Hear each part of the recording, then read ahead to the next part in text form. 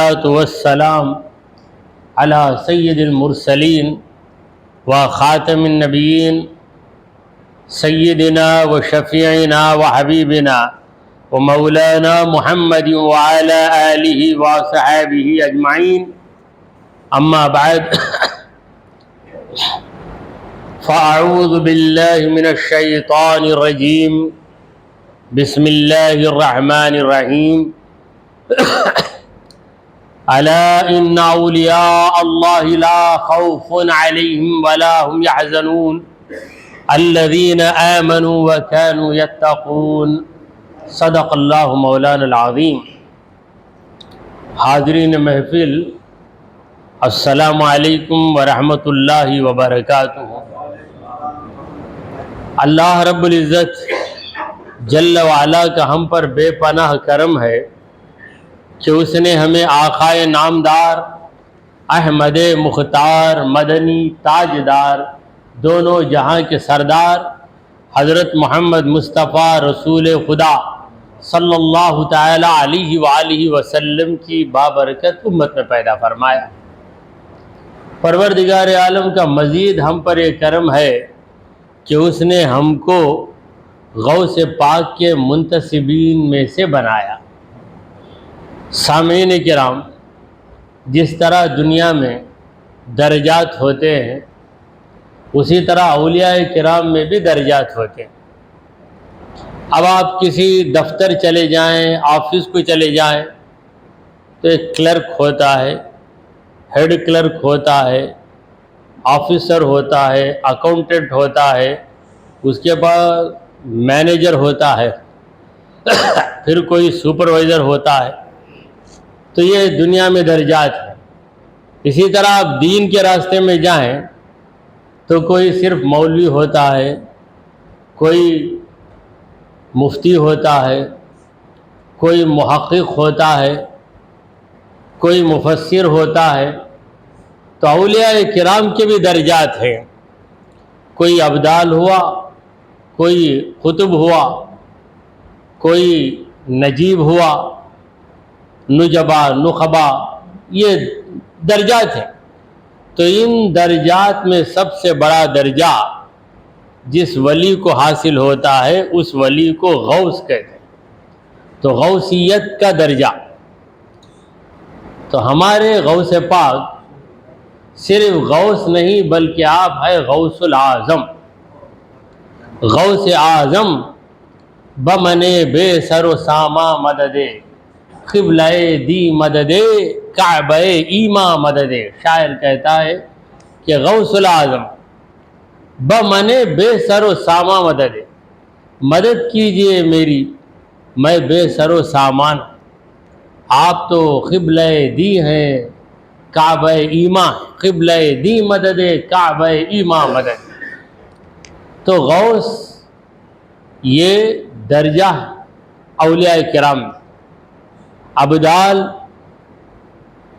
40 ہوتے ہیں اور ان کے علاوہ نجبا، نخبا۔ تو یہ جو غوث ہے اس کا معنی کیا ہے؟ غین واو تھا غوث۔ ایک زمانہ تھا کہ لوگوں کو غوث پاک سے ایسی عقیدت تھی کہ کسی کے 4 بچے ہوں تو کسی نہ کسی بچے کا نام غوث رکھ دیتے، غوث احمد، غوث بادشاہ، کچھ نہ کچھ۔ تو اکثر پرانے لوگوں کے ناموں میں ہمیں غوث کا نام بہت زیادہ نظر آتا ہے۔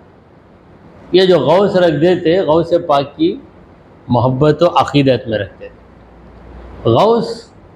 غوث کا معنی ہے مدد۔ تو اللہ تبارک و تعالی اپنے کسی ولی کے ذریعے مخلوق کی مدد کرواتا ہے، مخلوق کی مدد کرواتا ہے۔ تو غوث پاک رضی اللہ تعالیٰ عنہ کے ذریعے اللہ تبارک و تعالیٰ نے بے شمار لوگوں کی مدد کی ہے، اور آج بھی غوث اعظم کے وسیلے سے جب کوئی رب کی مدد مانگتا ہے تو ضرور بضرور اس کی مدد ہو ہی جاتی ہے، اس کا بیڑا پار ہو جاتا ہے اس کی مصیبت ٹل جاتی ہے۔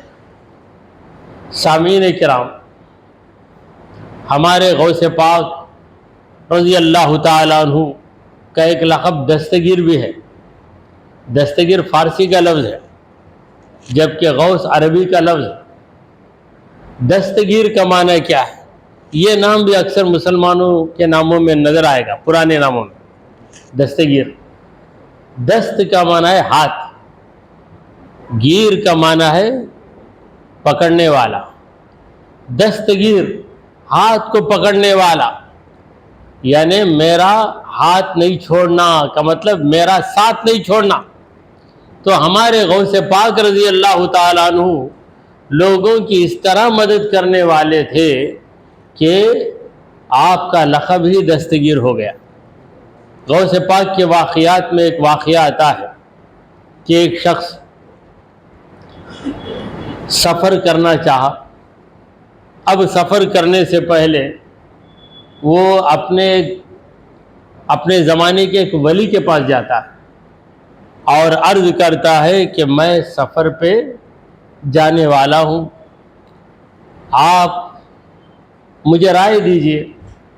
تو ولی تھے۔ اولیاء اکرام کی شان بہت اعلیٰ ہوتی ہے۔ ہم دنیا میں یہاں کے نوٹس بورڈ پڑھیں گے، صرف نوٹس بورڈ یا نیم بورڈ یہ پڑھیں گے، مگر اولیاء اکرام لوح محفوظ پڑھ لیتے، وہاں کا وہ بورڈ پڑھ لیتے ہیں جہاں ہماری نظر کیا ہمارا خیال بھی نہیں جا سکتا۔ یہ بات میرے ذہن کی نہیں ہے، جلال الدین رومی رحمۃ اللہ علیہ اپنی مثنوی میں کہتے ہیں لوح محفوظ است پیش اولیاء، لوح محفوظ است پیش اولیاء، از چه محفوظ است محفوظ از خطا، یعنی لوح محفوظ اولیاء کرام کے سامنے ہوتا ہے۔ کس چیز سے محفوظ ہے وہ؟ محفوظ از خطا، خطا سے، غلطی سے لوح محفوظ ہوا کرتا ہے۔ تو اولیاء کرام لوح محفوظ پڑھ لیتے ہیں۔ تو وہ بزرگ کہنے لگے کہ ہم نے تمہاری تقدیر میں یہ پڑھا ہے کہ یہ سفر تمہارے لیے ضرر رساں ہے، اس میں تمہارا نقصان ہے، لہذا اس سفر کو تم کینسل کر دو، ملتوی کر دو۔ تو بیچارہ بہت مایوس ہوا، کیونکہ سفر کرنے کا ارادہ تھا اس کا، اب جب سفر نہیں کر سکتا تو بہت مایوس ہو گیا۔ پھر حضرت غوث پاک رضی اللہ تعالیٰ عنہ کی بارگاہ میں گیا، عرض کرنے لگا کہ یہ سفر ہے میرا، میں جاؤں یا نہ جاؤں۔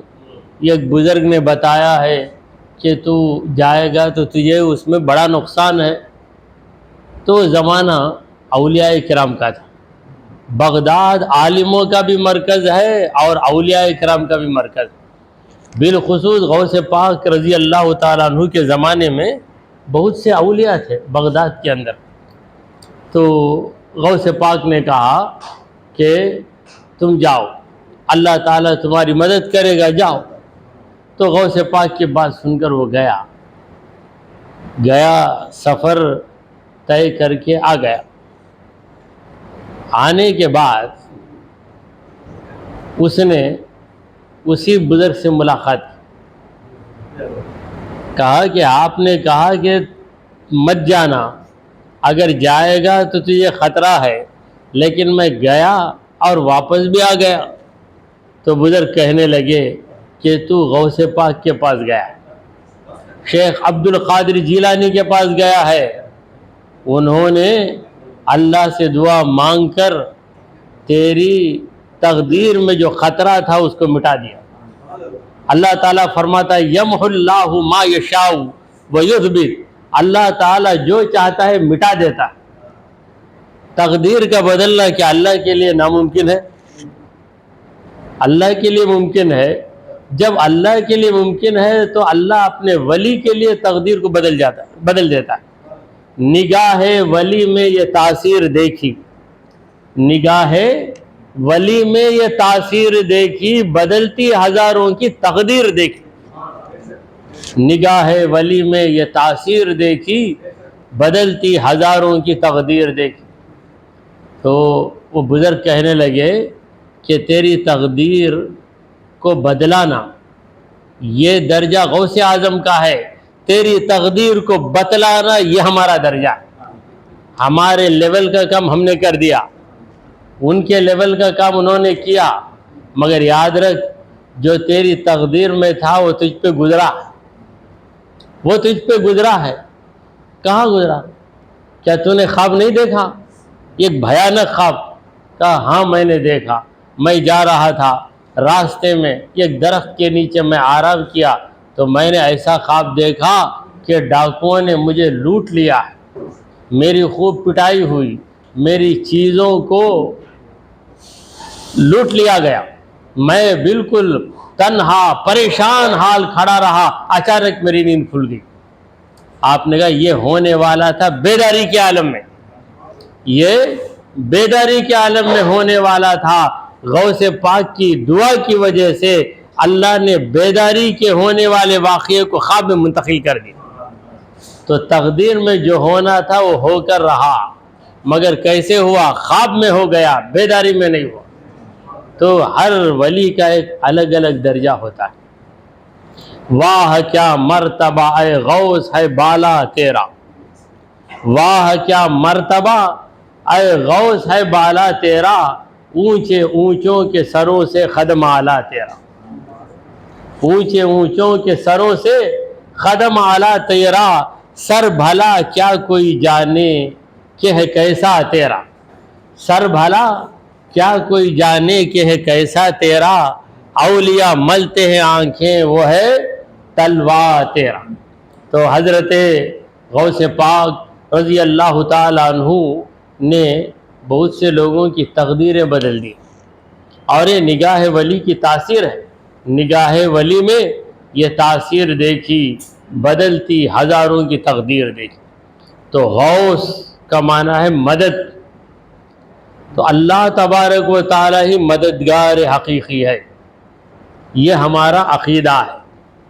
اور غوث پاک رضی اللہ تعالیٰ عنہ کو اللہ تبارک و تعالی ذریعہ بناتا ہے، اللہ تعالیٰ ذریعہ بناتا ہے ان کے ذریعے۔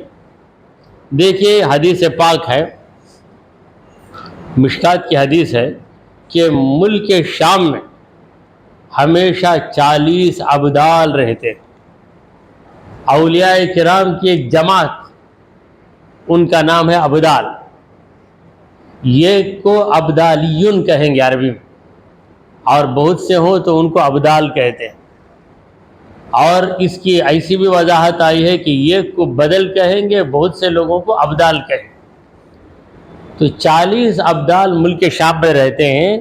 سرکار دو عالم صلی اللہ علیہ وسلم فرماتے ہیں بہم یرزقون و بہم یسقون، ان کی وجہ سے لوگوں کو رزق دیا جاتا ہے اور ان کی وجہ سے لوگوں پر بارش اتاری جاتی ہے۔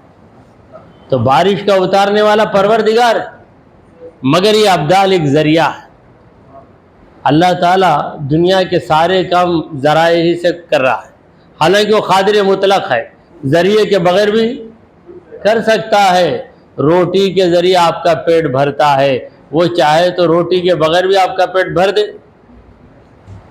وہ پانی کے ذریعے آپ کی پیاس بجھاتا ہے، وہ چاہے تو پانی کے بغیر بھی آپ کی پیاس بجھا سکتا ہے۔ ماں باپ کے ذریعے وہ اولاد کو پیدا کرتا ہے، وہ چاہے تو ماں باپ کے بغیر بھی یوں ہی انسانوں کو پیدا کر دے۔ تو قدرت الگ ہے، حکمت الگ ہے۔ تو اللہ تبارک و تعالی اپنے ولیوں کی شان کو برقرار رکھنے کے لیے لوگوں کو ان کا ضرورت مند بنا دیتا ہے۔ لوگ ان کی بارگاہ میں جاتے ہیں تو ان کی دعاؤں سے اللہ تعالی بڑے بڑے مسئلے حل کر دیتا ہے۔ جو مسئلے دنیا والوں سے حل نہیں ہوتے وہ اللہ والوں سے حل ہو جاتے ہیں۔ نگاہ ولی میں یہ تاثیر دیکھی، بدلتی ہزاروں کی تقدیر دیکھی۔ تو پروردگار عالم نے ہمارے غوث پاک رضی اللہ تعالیٰ عنہ کو بہت سے مقامات، درجات اور مراتب سے نوازا۔ جب سرکار غوث الاعظم دستگیر جیلانی، محبوب سبحانی، غوث سمدانی رضی اللہ تعالی عنہ بیان کرتے تو آپ کے بیان میں 400 علماء بیان لکھنے کے لیے بیٹھتے تھے، 400 علماء، اور آپ کے بیانات آج بھی محفوظ ہیں۔ کتاب ہے الفتح الربانی، کتاب کا نام، اور آپ کے ارشادات کی ایک کتاب ہے فتوح الغیب۔ فتوح الغیب میں مقالہ نمبر 1، مقالہ نمبر 2، المقالۃ الاولی، المقالۃ الثانیہ، اس طرح کئی مقالات یعنی ارشادات ہیں ہمارے غوث پاک رضی اللہ تعالیٰ عنہ کی ارشادات ہیں۔ تو آج بھی ہم ان ارشادات کو پڑھتے ہیں تو ہم اپنے اندر ایمانی کیفیت محسوس کرتے ہیں۔ تو پہلا مقالہ جو فتوح الغیب میں ہے، یہ میں بطور برکت اور بطور نصیحت عرض کرتا ہوں۔ ہمارے غوث العظم شیخ عبد القادر محی الدین جیلانی رضی اللہ تعالیٰ عنہ نے فرمایا کہ لا بد لکل مومن من ثلاثت اشیاء، مومن کے لیے 3 باتوں کا ہونا لازمی۔ یہ کس کا ارشاد ہے؟ ہمارے غوث پاک کا ارشاد۔ اور جس کے پاس ارشاد ہوتا ہے وہی مرشد ہوتا ہے۔ مرشد ارشاد کا اسم فاعل ہے۔ ارشد یرشد ارشادا فهو مرشد۔ ارشدہ کا معنی راستہ بتایا، ارشاد کا معنی ہے راستہ بتانا۔ ومن یضلل فلن تجد له ولیا مرشدا۔ ومن یضلل، جسے خدا گمراہ کر دے، فلن تجد له ولیا مرشدا، اسے نہ ولی ملے گا نہ مرشد ملے گا۔ لن تجد له، تم ہرگز نہیں پاؤ گے اس کے لیے کسی ایسے ولی کو جو اس کا مرشد ہو، ملے گا ہی نہیں۔ من لا شیخ له فالشیطان شیخہ، جس کا کوئی شیخ نہیں شیطان اس کا شیخ بن جاتا ہے بڑی آسانی سے۔ مگر جس کو شیخ بنانا ہے سوچ کر بنانا ہے، کیونکہ کئی شیاطین ہیں جو شیخ کے بھیس میں۔ آدم کی صورت میں کئی ابلیس ہیں۔ مولانا رومی رحمۃ اللہ علیہ فرماتے ہیں اے بسا ابلیس، کئی ابلیس ایسے ہیں جو آدم علیہ السلام کے روپ میں آتے ہیں۔ تو یہ شیخ کامل کو اپنانا لازمی ہے، اس لیے اس قدر لازمی ہے کہ ہمارے غوث پاک اتنے بڑے درجے کے ولی ہیں، اس کے باوجود آپ کے بھی ایک شیخ ہیں، غوث پاک کے بھی پیر و مرشد ہے۔ تو سامعین کرام، یہ ارشادات، جو ارشاد کرتا ہے اسے کہتے ہیں مرشد۔ تو مرشد کون ہونا چاہیے؟ ولی ہی ہونا چاہیے۔ فَلَن تَجِدَ لَهُ وَلِيًّا مُرْشِدًا، قرآن کہتا ہے وہ ولی بھی رہے مرشد بھی رہے، تب جا کر ہدایت نصیب ہوتی ہے، صحیح راستہ مل جاتا ہے۔ فرماتے ہیں کہ ہر مومن کے لیے 3 باتوں کا ہونا ضروری ہے، اور غوث پاک کا یہ ارشاد اس قدر جامع ہے، اس قدر جامع ہے کہ گویا کوزے میں سمندر کو اتار دیا۔ پہلی بات کیا ہے؟ امتثال اوامر اللہ، اللہ تعالیٰ کے حکموں کی پابندی کرے، ہر مومن کے لیے لازمی چیز ہے۔ آج کئی ایسے ہیں جو خود کو غوث پاک کا عاشق بتاتے ہیں مگر اللہ کے حکموں کی پابندی نہیں کرتے، تو یہ نام کا عشق ہے، عشق کا دعویٰ ہے مگر حقیقی عشق نہیں ہے، کیونکہ المحب لمن یحب مطیع، محبت کرنے والا ضرور اس کی فرما برداری کرتا ہے جس سے وہ محبت کرتا ہے۔ تو غوث پاک نے پہلی بات کیا بتائی؟ اگر مومن ہو تو اللہ تعالیٰ کے فرضوں کی پابندی کرے۔ پہلا فرض کیا ہے؟ کلمہ پڑھنا، کلمہ پڑھنے کے بعد نمازوں کی پابندی۔ تو غوث پاک کا جو چاہنے والا ہے وہ کسی چیز کی پابندی کرے یا نہ کرے مگر نمازوں کی پابندی ضرور کرے، برابر کرے گا نمازوں کی پابندی۔ اگر نمازوں کی پابندی نہیں کر رہا ہے، خود کو غوث پاک کا عاشق بتاتا ہے، تو کہنا کہ تمہارے دعویٰ میں جھوٹے ہو، تمہارا دعویٰ غلط، کیونکہ غوث پاک کا فرمان ہے کہ ہر مومن کے لیے 3 باتیں لازمی ہیں۔ پہلی بات یہ ہے کہ وہ اللہ کے حکموں کی پابندی کرے، تو اللہ کے حکموں میں نماز بھی ہے، روزہ بھی ہے، زکوٰۃ بھی ہے، تو غوث پاک کا چاہنے والا نمازوں کی پابندی کرے گا، رمضان کے روزوں کی پابندی کرے گا، زکوٰۃ برابر حساب لگا کر دے گا، یہ ہے غوث پاک کا چاہنے والا۔ بعض لوگ 11ویں کرتے ہیں اور بے نمازی رہتے ہیں، جس کی وجہ سے لوگ فتویٰ دیتے کیا بھائی 11ویں کرنے سے فائدہ کیا؟ تو میں کہتا ہوں یہی لوگ ہیں جو بدنام کر رہے ہیں غوث پاک۔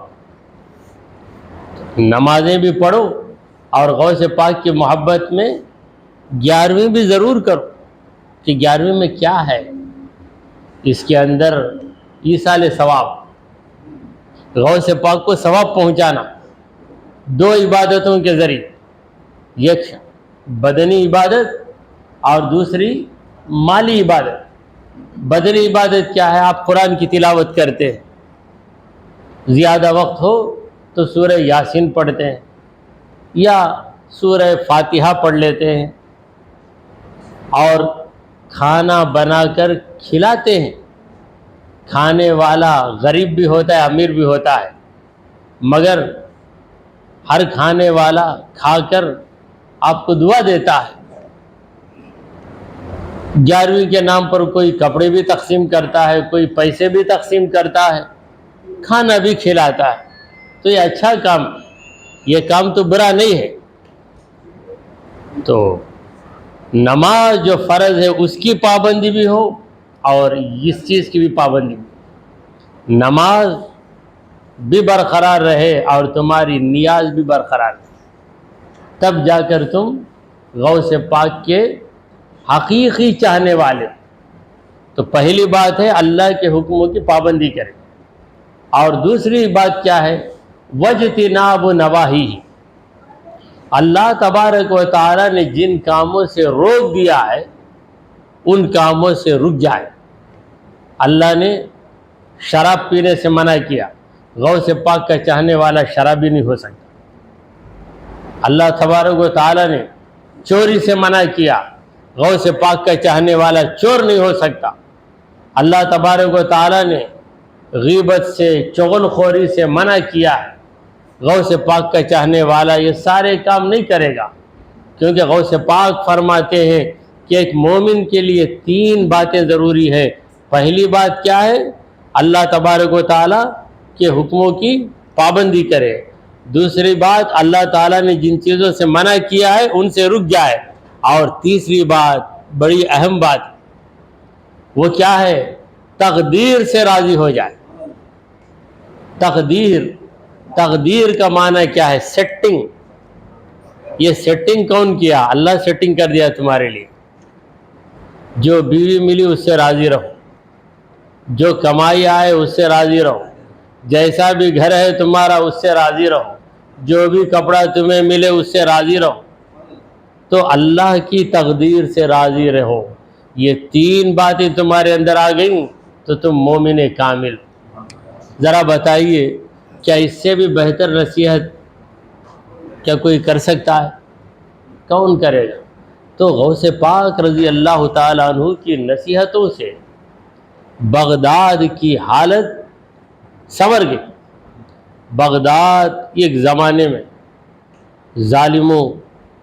ظالموں کا اڈا تھا، علماء بھی وہاں موجود تھے، صوفیہ بھی وہاں موجود تھے، اور اسی طرح ظالموں کی بھی کمی نہیں تھی۔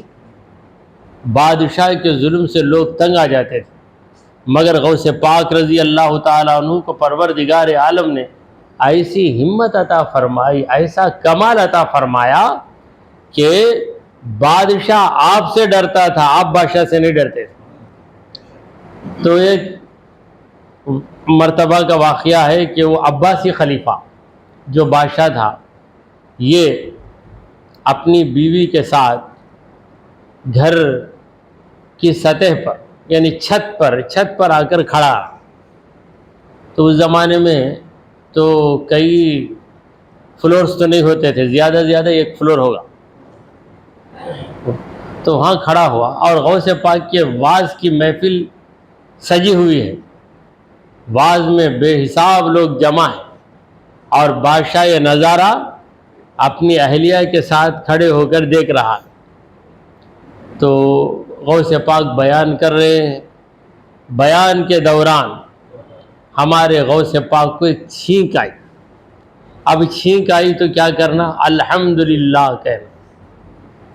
الحمدللہ آپ نے کہا تو وہاں پر جو محفل میں بیٹھے تھے سب بیک زبان ہو کر کہنے لگے یرحمک اللہ. ایسی آواز گونجی فضا میں کہ بادشاہ کی بیوی نے کہا کہ اگر آپ برا نہ مانیں تو میں ایک بات آپ کو کہہ دوں. برا نہ ماننا. بادشاہ نے کہا بولو کیا ہے؟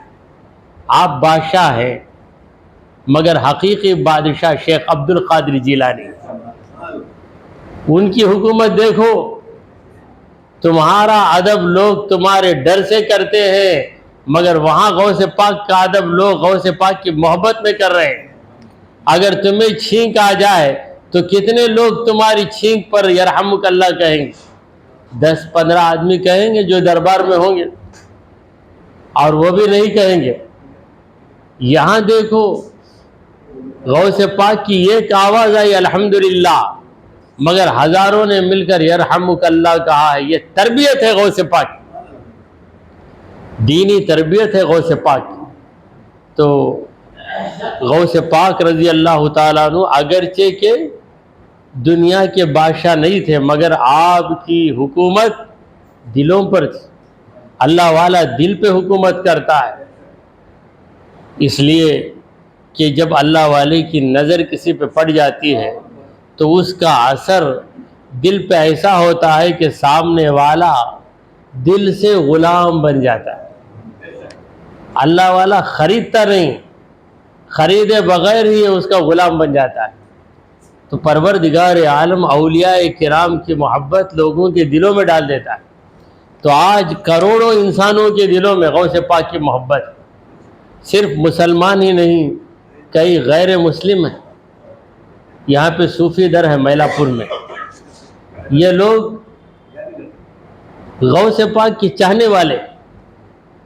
بلکہ جب میں بغداد شریف گیا تھا گزشتہ سال، اور اس سے پہلے بھی 2 بار گیا ہوں، یہ لوگ بھی وہاں آتے ہیں، عقیدت و محبت سے آتے ہیں. یہ عقیدت و محبت ایک دن رنگ لاتی ہے تو کلمہ پڑھ کے مسلمان ہو جاتے ہیں. کلمہ پڑھ کے مسلمان ہو جاتے ہیں، اور یہ اگرچہ غیر مسلم ہیں مگر مسلمانوں کو عزت و محبت کی نظر سے دیکھتے. کیوں؟ غوث پاک کی محبت. غوث پاک کی محبت میں ہر مسلمان کو عزت کی نظر سے دیکھتے. تو غوث پاک کی حکومت دلوں پر ہے. تو بادشاہ اس زمانے کا ظالم تھا. ظلم کی وجہ سے اس نے ایک ایسے آدمی کو قاضی مقرر کر دیا جو لوگوں سے رشوت لیتا اور غلط فیصلے کرتا. اب بادشاہ کے پاس جا کر اس غلط قاضی کی شکایت کرنا یہ کسی کے بس کی بات نہیں. جیسے چوہے آپس میں مشورہ کرتے کہ بلی کے گلے میں گھنٹی ڈال دینا، یہ جہاں آئے گی ہمیں پتہ چل جائے گا، مگر وہ گھنٹی ڈالے گا کون؟ یہ پریشان تھے. تو اس طرح لوگ پریشان تھے کہ روز بروز غلط فیصلے ہو رہے ہیں، ظالم کی طرفداری ہو رہی ہے، مظلوم کا حق نہیں مل رہا ہے، یہ رشوت لے رہا ہے، کھلا شریعت کے خلاف فیصلے دے رہا ہے. تو بادشاہ کے پاس جانا، شکایت کرنا، ایسا بھی ہو سکتا ہے کہ بادشاہ ناراض ہو تو جو شکایت کرے گا اسی کی گردن اڑا دے گا. میں مقرر کیا ہوں، میں اپوائنٹ کیا ہوں، تو کون ہوتا اس میں نقطہ نکالنے والا. تو آخر لوگ غوث پاک کے پاس چلے گئے. یہی ایک دلیر انسان ہے جو بادشاہ کی پرواہ نہیں کرتا، بلکہ بادشاہ ان کے سامنے آ کے پگھل جاتا ہے۔ تو جمعہ کا موقع تھا، غوث پاک رضی اللہ تعالیٰ عنہ جمعہ کا خطبہ دے، تو خطبہ بغداد میں عربی میں خطبہ، سبھی لوگ عربی جاننے والے۔ آج ہم عربی نہیں جانتے، اس لیے اردو بیان یا تمل بیان نیچے کرتے، اس کے بعد اوپر چڑھتے خطبے کے لیے۔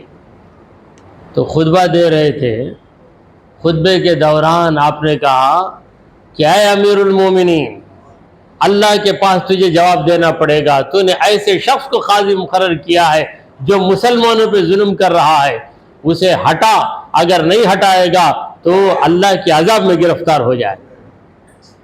تمام لوگوں کے سامنے امیر المومنین، مسلمانوں کا حاکم، اس سے اس انداز میں خطاب کیا، اور اسے مجال نہیں کہہ دے کہ اے عبد القادر تم ایسا کیوں کہہ رہے ہو، آج مجال نہیں۔ پروردگار عالم نے ایسا دبدبہ عطا کیا تھا، ایسا وقار عطا کیا کہ نگاہ اٹھا کر دیکھیں تو بڑے سے بڑا پہلوان بھی پانی پانی ہو جائے۔ جلال بھری نظر، جلال بھری آواز۔ تو بادشاہ جمعہ کے بعد جاتا ہے، پہلا کام جو کرتا ہے اس قاضی کو ہٹا دیتا ہے، لوگوں کا مسئلہ حل ہو گیا۔ تو اس طریقے سے مسائل کو حل کرنے والے، لوگوں کی مدد کرنے والے تھے، اسی لیے آپ کا نام ہے غوث العظم، یعنی بہت بڑا مددگار۔ اللہ کی طرف سے اللہ تعالیٰ نے اس بندے کو لوگوں کی مدد کے لیے مقرر کر دیا۔ تو دعا کیجئے کہ پروردگارا، ہم نے جو کچھ کہا اور سنا اسے قبول فرما لے۔ اے اللہ، ہمارے دلوں میں اولیاء کرام کی محبت و عظمت ڈال دے۔ اے اللہ، ہم سب کو غوث پاک کے فیضان سے مالا مال فرما۔ وصلی اللہ تعالی علی سیدنا محمد وعلی آلہ واصحابہ اجمعین برحمتک یا ارحم الراحمین، والحمد للہ رب العالمین۔